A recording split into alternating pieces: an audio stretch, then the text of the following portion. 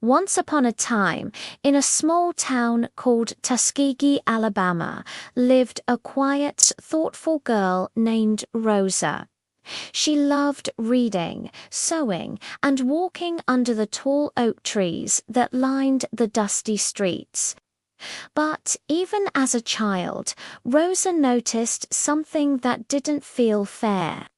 When she went to school, she would pass a big white building with a beautiful playground. But her school, the one for black children, was small and old. The windows were cracked, the books were torn, and the buses never came for her or her classmates. Every single morning, Rosa and her brother walked miles while white children rode past on shiny buses, their laughter echoing from the windows. Rosa would look at the signs on the side of the road that said whites only and feel a deep sadness she didn't yet have the words for. One evening, Rosa came home with dust on her shoes and tears welling in her eyes. "Why do they treat us this way, Mama?" she asked. Her mother knelt beside her and said softly, "Because they've forgotten that we are all God's children. But Rosa, you must never forget who you are. You are just as good as anyone." Rosa nodded. She didn't say much, but she never, ever forgot her mother's words. Years passed, and Rosa grew into a strong, calm young woman. She found work as a seamstress, carefully sewing dresses and uniforms for others every day.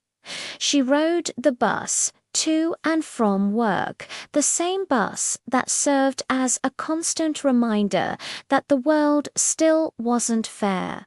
The white people sat at the front in the best seats. Black people had to sit in the back, and if the bus started to fill up, they had to stand up and give their seats away. Each time this happened, Rosa's heart ached with injustice. But she always stayed polite and kind, even when others were not. Then came one cold winter evening in December of 1955. Rosa had just finished a long, tiring day at work, carrying her heavy sewing bag. She climbed aboard the bus in Montgomery, Alabama, and sat down in the section designated for black passengers. As the bus rumbled on, more and more people got on. Soon, the bus driver turned around and shouted, "You, stand up and let this white man sit." Rosa looked out the window. The sun was setting, painting the sky in beautiful shades of orange and pink. Her feet hurt from a long day, but her heart was surprisingly calm. She thought about her mother's words from all those years ago. She thought about all the times she'd been told to move, to wait, to stay quiet. And then, softly but firmly, she said, "No." The bus went completely silent.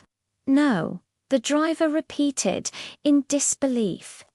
Rosa looked up at him and said again, "No, I'm not moving."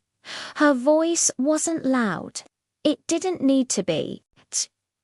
It carried the weight of hundreds of years of injustice and the powerful hope of millions who just wanted to be free. The driver called the police. Rosa was arrested and taken to jail. But that night, something extraordinary happened. When the people in Montgomery heard what Rosa had done, they weren't angry or afraid, they were proud. A young preacher named Dr. Martin Luther King Jr. stood up and declared, "If Rosa can stay seated for justice, then we can walk for it." And so they did. For 381 long days, thousands of people refused to ride the buses. They walked 4 miles to work, to school, and to church through rain, through heat, through sheer exhaustion. Finally, the law was changed. Rosa became known as the mother of the civil rights movement. But when people called her a hero, she would simply smile and say, "I was just tired of giving in." Years later, Rosa Parks sat again, this time in the front row at award ceremonies, her quiet courage shining for the entire world to see. She showed everyone that you don't need to be loud to be brave. Sometimes all it takes to stand up for what's right is to stay seated and say no. The moral of this story is that courage isn't always about shouting. It's about knowing what's right in your heart and standing or sitting firmly for it.